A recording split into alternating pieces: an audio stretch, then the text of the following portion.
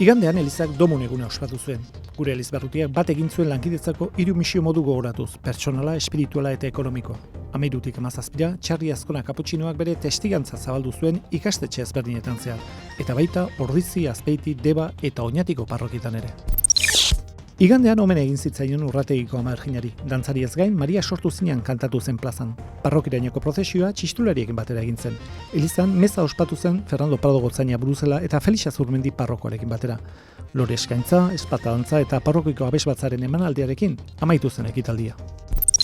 Asteazken goizean, Birenei Fundazioaren bilera ospatu zen Fernando Prado Gotzaina bertan zela. Bileran proiektu eta lan ildoak aztertu ziren. Caritasek elkartasun sareak ehuntzen ekimena ospatu zuen bazterketa egoeran dauden gaztei laguntzeko. Otzaldiren errealitatea gogoratu zen 30 plaza eta Serondik gorako itxaron zerrenda. Bildutakoak umorea, musika eta baskulina zenterreko menuaz gozatu ahal izan zuten.